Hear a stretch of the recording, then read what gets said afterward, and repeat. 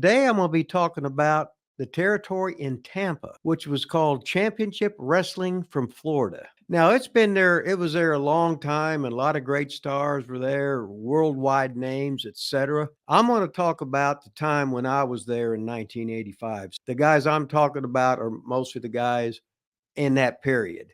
So some of the guys said, well, Superstar Billy Graham was there. I know. Dusty Rhodes was the booker there. Yeah, I know. But we're not talking about them. We're talking about the guys when I wrestled there in 1985 after I'd finished up in Atlanta and I needed a place to go and called my old buddy Wahoo McDaniel. I used to pick Wahoo up the airport, my old orange van, and I'd take him to the airport when the show was over. So in other words, we got along and he liked me. So when he was the booker down there, all of a sudden I said, Chief, I need a job. He said, well, come on down. Well, you know, the thing that bothers me, Rip Rogers, is not you. I know that I can handle you. The thing that bothers me if Miss Brenda sticks her nose into my business. So that's how it starts.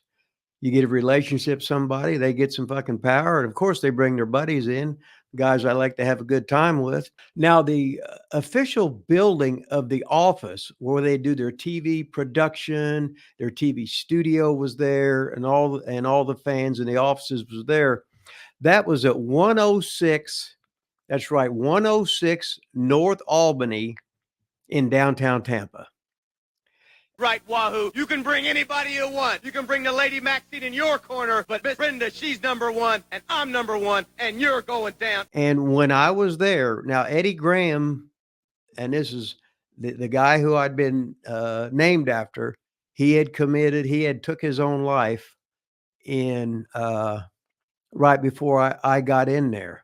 So the people in the office was the legendary Hiro Matsuda, Coach John Heath, who helped with the TVs, Buddy Colt, the great Danny Miller, Duke Kiyomoka, who was Pat Tanaka's father.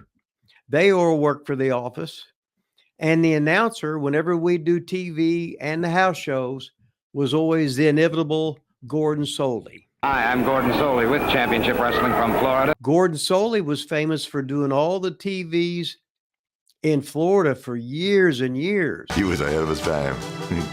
He made everything sound so good. Then when he did the Atlanta TVs, when he got on the Superstation there, so he was in all the Florida. Then he was on Atlanta TV nationwide on the Superstation, Channel 17, WTBS. Then he also did TV for Ron Fuller, too, when he was doing Continental.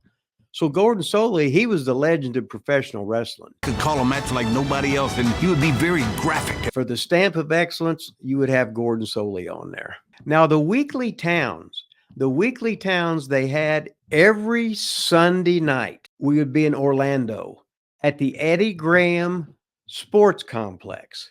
That was nice. The owner was basically Eddie Graham, and he had a sports complex named after him. So sometimes it was a Sunday night, sometimes it was a Sunday afternoon, but every Sunday you was going to be wrestling in Orlando.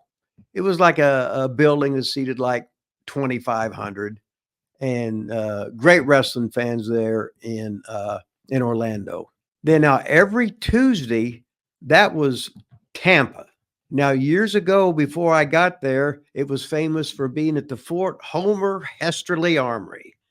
You knew everybody in Championship Wrestling from Florida. They'd be doing the battle every Tuesday night at Homer Hesterly Armory. But then they moved on. Tampa, they called it the Tampa Sportatorium. So every Tuesday night, we were wrestling at the Tampa Sportatorium. Now, every Wednesday, we go to the TV studio, which was 106 North Albany. We would do 2 TV tapings there. And what they would do, we would do one TV, and then what we would do, they would change the camera angles, they would change the backdrop. So we did 2 TV tapings there, but it looked like it was 2 completely different studios, but it was actually one.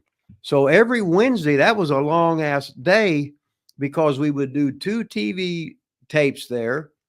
We'd be doing promos there for the markets, for the local markets, etc.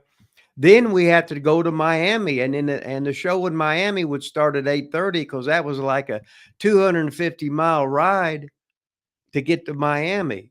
So that's Sunday, Tuesday, and Wednesday. These are weekly towns. Thursday, we were usually in Jacksonville. Jacksonville was a great town. And I talked earlier about getting in the Jacksonville Wrestling Hall of Fame. I was put in there by the great Larry Hamilton. Of course, I worked with Larry there in Tampa, wrestled him. Larry Hamilton was a member of the University of Tampa wrestling team, and his coach Fletcher Carr and Nate Carr, they were like the head coach and assistant coach at the University of Kentucky when I lived in Kentucky with Randy Savage. But they come from, they were one of the Tampa Tarpons too. So Sunday, Tuesday, Wednesday, and Thursday, you had wrestling in local towns. Then you had the spot shows. Okay. So now some of the guys working there. Now on the good guys side, the babyface side, at that time when I was there, Wahoo McDaniel was the booker. He was the boss. The chief did it all. The chief had experience. The chief was a tough guy. The chief played in the NFL for I don't know how many years. And the chief was just over. He had chopped the shit out of you. It was awesome. You could hit him as hard as you want, and he just said, bring it on, and he'd beat the shit out of you. And it's Rogers scoring with a hard. Wow, that chop almost took the head off of Husker Rip Rogers. But he always had a good workout with the chief, so that was awesome. Now, when he was home off the road, Dick Slater would work there. Sometimes he was like unpredictable, like the unpredictable Johnny Rods. He was over there, and he was a teammate of Mike Graham in high school. So Mike was over big time, and Dick Slater was over big time. And Dick Slater could do Terry Funk better than Terry Funk could.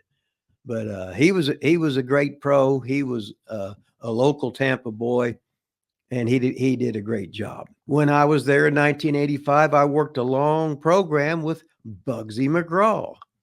Bugsy McGraw was a big guy. He sort of homesteaded there, and he was actually a male nurse.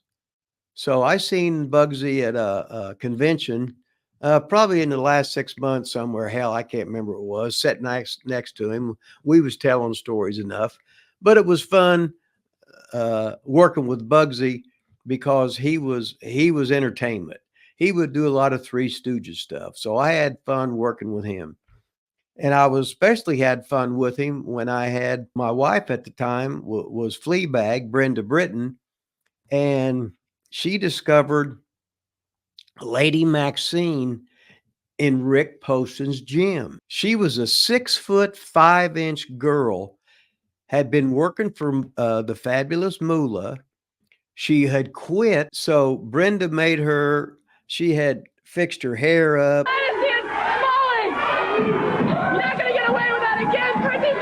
With the mohawk, made her some special clothes and stuff, had big old ass high heels.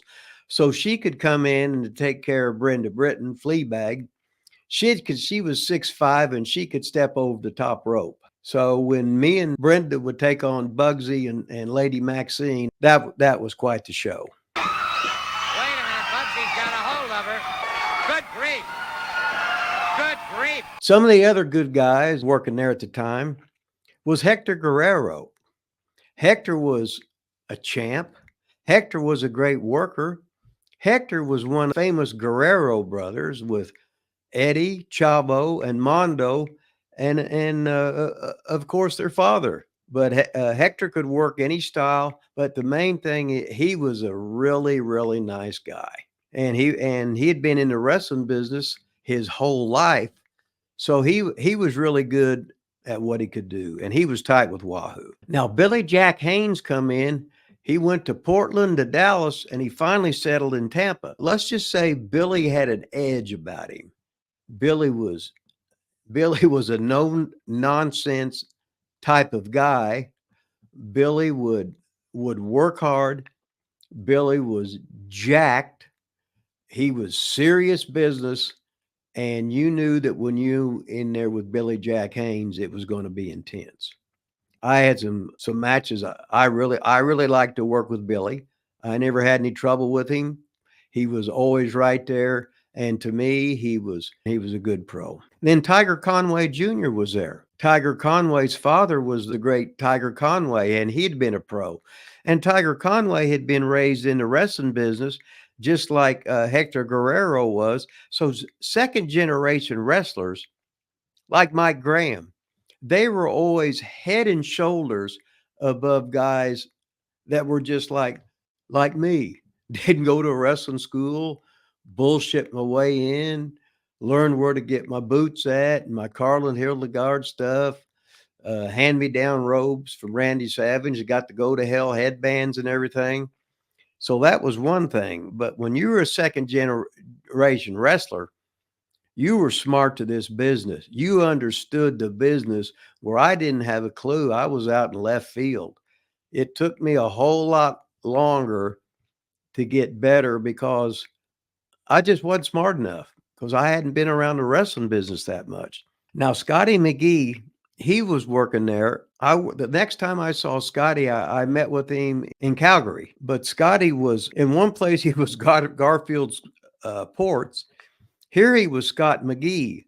So guys would have different names in different places. Scotty was a shooter deluxe, a good guy. His dad was Jeff Ports. So he's got a father as Jeff Ports. He was trained in England. Scotty had the kayfabe English accent. The women, they flocked to him. Brian Blair, he was a Tampa boy. He was a good amateur wrestler. I think he was trained there. Most of the guys at Matsuda would train him. And let's just say he was very hard on him. But when you could make it through Hiro Matsuda, you were going to be good. He didn't put up with any guff. He trained you the way you're supposed to be trained. And all the guys that come out of Tampa where they were trained there, they ended up being all very good pros. Now, when I was there, Coco Samoa was there. And what he was like Jimmy Snuka's legit cousin. He was very talented. Of course, he wrestled barefoot. He was Samoan. Here in Florida, the time they were here, I'm sure that a lot of people would like to see them out on the state already. Good move by Samoa. So Coco Samoa had a good career in Tampa in championship wrestling from Florida. Now, Steve Kern, he was in and out when I was there because he had worked there for years and he had done a famous angle with his dad years ago. His dad was a prisoner of war. And so it was built around all that. But Steve Kern, I still see him at conventions. He was one of the fabulous ones with Stan Lane. And when he started throwing that right hand, you got the hell out of there because he beat the shit out of that with that repeating right hand. Barry Windham and Mike Rotundo. Mike Rotundo, he was married to Barry Windham's sister.